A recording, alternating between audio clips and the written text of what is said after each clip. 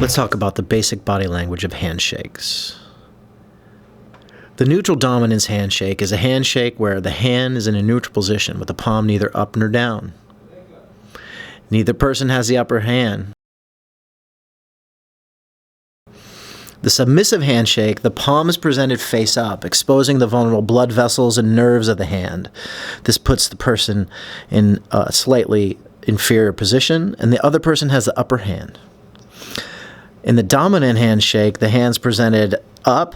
This forces the other person into a submissive position if they want to shake your hand, revealing their vulnerable areas. Then there's the Trump dominant handshake. He presents his hand palm up in a submissive fashion, but it's a trap. Once he gets your hand, he grabs it with the other hand, squeezes hard, and even pulls in hard to get the other person off balance. Now let's look at how Trump shakes hands. What he likes to do is establish physical dominance with the person he's shaking hands with. Often, it's by trapping their hands or doing a submissive hand patting, or by physically pulling their arm very hard to get them off balance, or by controlling how long the grip lasts, and this can make his opponent feel very uncomfortable.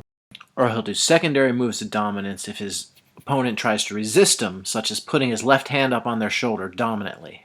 Here he is shaking Mitt Romney's hand. He reaches out submissively, but then jerks him in. And here's Mike Pence. Watch how hard he jerks him in. In this handshake, this guy tries to let go, but Trump's not going to let him. Hey, oh, you want to pull away? No, you can't. Come back. No. In this one, watch the shoulder jerk as he dominantly holds this man's wife. Here's Malcolm Turnbull from Australia getting the strong arm pulled and the little puppy dog pat on the hand. Now keep in mind, these are our allies and people he works with getting dominated. This next clip made headlines around the world when the Japanese prime minister was so dominated by the handshake and the long length of time that he held his hand. Look at the face he makes at the end of how uncomfortable he is. Steve Christie doesn't even get the submissive offer of a handshake. Trump just goes right to the dominant handshake and doesn't even look at his eyes as he shakes his hand. The Prime Minister of Canada knew about Trump's dominant handshaking methods and came to visit Trump prepared for it. As he purposely brings his body very close to Trump and stands his ground, so when Trump does the pull-in jerking move, there's nowhere for him to go. And he basically deflects this move in advance. And Trump's natural reaction is to put a strong, dominant left hand on Trudeau's right shoulder.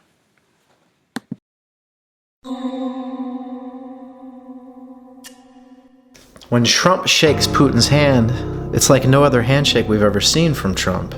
It starts out the same, but it's very different. He doesn't establish any dominance.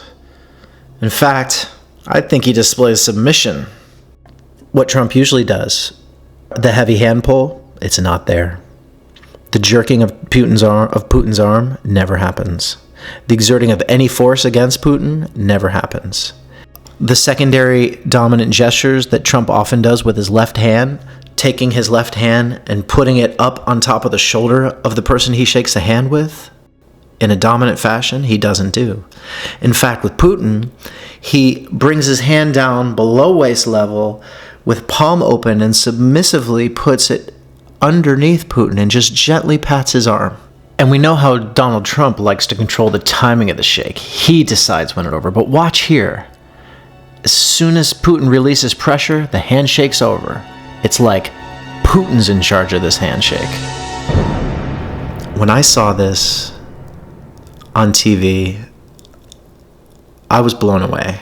Having seen Donald Trump exert physical dominance over almost every individual I've ever seen him meet in politics, to see this show of submission with Putin literally floored me. This is the guy who ordered the cyber attack on our country last year. And don't you think you should be having a show of strength and dominance when you meet him? Instead, Trump is more submissive with Putin than he is with any other leader in the world. And then he even gives in to most of his requests in Europe. Now, why would he act like that?